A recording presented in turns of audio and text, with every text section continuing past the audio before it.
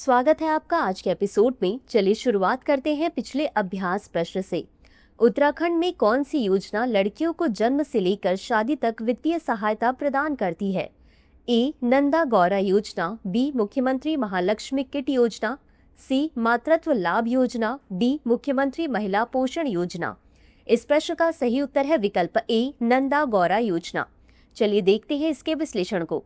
नंदा गौरा योजना उत्तराखंड में लागू की गई एक योजना है जो लड़कियों को जन्म से लेकर उनकी शादी तक वित्तीय सहायता प्रदान करती है। इस योजना का उद्देश्य लड़कियों की शिक्षा और सशक्तिकरण को समर्थन देना तथा कन्या भ्रूण हत्या और बाल विवाह जैसे सामाजिक मुद्दों को रोकना है, अतः विकल्प ए सही है। तो चलिए शुरुआत करते हैं आज के एपिसोड की पहले प्रश्न से। वायु गुणवत्ता प्रबंधन आयोग का गठन किस अधिनियम के अंतर्गत किया गया है? ए. वायु प्रदूषण निवारण और नियंत्रण अधिनियम 1981, बी. पर्यावरण संरक्षण अधिनियम 1986, सी. राष्ट्रीय हरित अधिकरण अधिनियम 2010, डी. वायु गुणवत्ता प्रबंधन आयोग अधिनियम 2021। इस प्रश्न का सही उत्तर है विकल्प डी। चलिए देखते हैं इसके विश्लेषण को। वायु गुणवत्ता प्रबंधन आयोग एक वैधानिक निकाय है जिसे वायु गुणवत्ता प्रबंधन आयोग अधिनियम 2021 के अंतर्गत गठित किया गया है।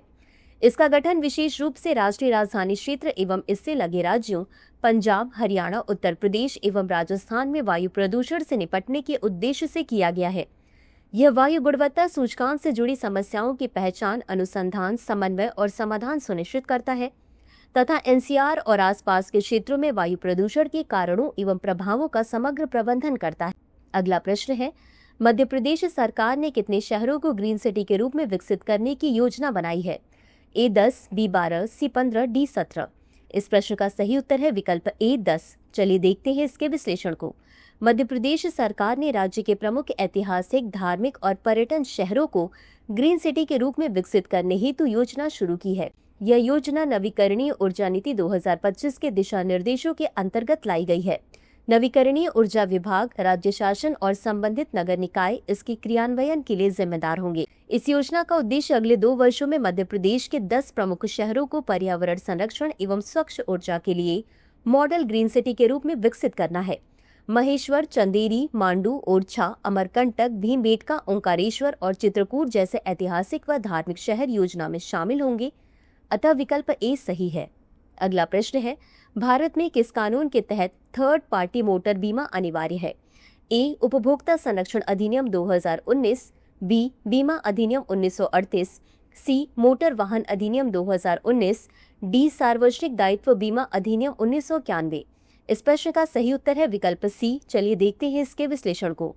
मोटर वाहन अधिनियम 2019 भारत में सभी मोटर वाहनों के लिए थर्ड पार्टी बीमा अनिवार्य करता है। इससे दुर्घटना पीड़ितों या उनके परिवारों को मुआवजा सुनिश्चित होता है, अतः विकल्प सी सही है। अगला प्रश्न है, पुष्कर कुंभ 2025 कहां आयोजित किया जा रहा है? ए. हरिद्वार, बी. प्रयागराज, सी. ऋषिकेश, डी. चमोली। इस प्रश्न का सही उत्तर है विकल्प डी चमोली। चलिए देखते हैं इसके विश्लेषण को। पुष्कर कुंभ 2025 माड़ा गांव में स्थित केशव प्रयाग में हो रहा है, जो भारत चीन सीमा पर उत्तराखंड का प्रथम गांव है। माड़ा गांव भारत के उत्तराखंड राज्य के चमोली जिले के अंतर्गत आता है। बता दें कि केशव प्रयाग अलकनंदा और सरस्वती नदियों का संगम है, अतः विकल्प डी सही है। अगला प्रश्न है, निम्नलिखित में से किस संत को केशव प्रयाग में देवी सरस्वती से दिव्य ज्ञान प्राप्त हुआ था? ए. आदि शंकराचार्य और रामानुजाचार्य, बी. रामानुजाचार्य और माधवाचार्य, सी. कबीर और तुलसीदास, डी. चैतन्य महाप्रभु और वल्लभाचार्य। इस प्रश्न का सही उत्तर है विकल्प बी. रामानुजाचार्य और माधवाचार्य। चलिए देखते हैं इसके विश्लेषण को। धार्मिक मान्यताओं के अनुसार रामानुजाचार्य और माधवाचार्य को इसी पवित्र संगम पर देवी सरस्वती से दिव्य ज्ञान प्राप्त हुआ था। हिंदू धार्मिक मान्यताओं के अनुसार महर्षि वेदव्यास ने केशव प्रयाग में तपस्या करते हुए महाकाव्य भारत की रचना की थी, अतः विकल्प बी सही है। अगला प्रश्न है, पराली जलाने संबंधी नियमों का उल्लंघन करने वाले किसानों पर क्या जुर्माना लगाया जाता है? ए. भूमि अभिलेखों में लाल प्रविष्टियां और पर्यावरण क्षतिपूर्ति जुर्माना, बी. भूमि अधिग्रहण, सी. 6 महीने की कैद, डी. न्यूनतम समर्थन मूल्य लाभ पर प्रतिबंध। इस प्रश्न का सही उत्तर है विकल्प ए। चलिए देखते हैं इसके विश्लेषण को। जो किसान अवैध रूप से पराली जलाते हैं उनके भूमि अभिलेखों में लाल प्रविष्टियां दर्ज की जाती हैं, जो पर्यावरण कानूनों का पालन न करने का संकेत देती हैं। इससे भूमि से संबंधित उनके भविष्य के लेन देन पर असर पड़ सकता है। बता दें कि इन्हें पराली जलाने से होने वाले प्रदूषण और नुकसान के लिए दंड के रूप में पर्यावरण क्षतिपूर्ति जुर्माना भी देना होगा, अतः विकल्प ए सही है। अगला प्रश्न है, भारतीय बीमा विनियामक और विकास प्राधिकरण की स्थापना कब की गई थी? ए 1998, बी 1999, सी 2000, डी 2001। इस प्रश्न का सही उत्तर है विकल्प बी 1999। चलिए देखते हैं इसके विश्लेषण को। भारतीय बीमा विनियामक और विकास प्राधिकरण की स्थापना 1999 में IRDAI अधिनियम 1999 के तहत की गई थी। यह एक नियामक संस्था है और इसका गठन बीमा ग्राहकों के हितों की रक्षा के उद्देश्य से किया गया है। यह बीमा से संबंधित गतिविधियों की निगरानी करने हेतु बीमा उद्योग के विकास को नियंत्रित और देखता है। इस प्राधिकरण की शक्तियां और कार्य IRDAI अधिनियम 1999 और बीमा अधिनियम 1938 में निर्धारित हैं। अगला प्रश्न है, गया या गयाजी शहर किस नदी के तट पर स्थित है? ए गंगा, बी यमुना, सी फल्गु, डी सरस्वती। इस प्रश्न का सही उत्तर है विकल्प सी फल्गु। चलिए देखते हैं इसके विश्लेषण को। गया या गयाजी शहर फल्गु नदी के पूर्वी तट पर स्थित है। नदी में केवल मानसून के मौसम में ही पानी रहता है। इसकी सूखी नदी का जलस्तर अभी भी पूरे वर्ष आध्यात्मिक महत्व रखता है, विशेषकर पितृपक्ष जैसे प्रमुख त्योहारों के दौरान, अतः विकल्प सी सही है। इसी के साथ अंत में देख लेते हैं आज के अभ्यास प्रश्न को। गया या गयाजी ऐतिहासिक रूप से किस प्राचीन साम्राज्य का हिस्सा था?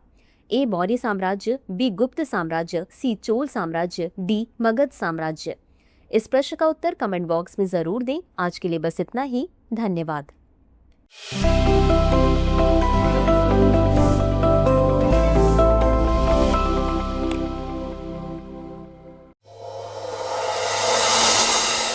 डियर व्यूअर्स, अपने एग्जाम की तैयारी को और बेहतर करने के लिए हमारे चैनल को लाइक, शेयर और सब्सक्राइब करना न भूलें।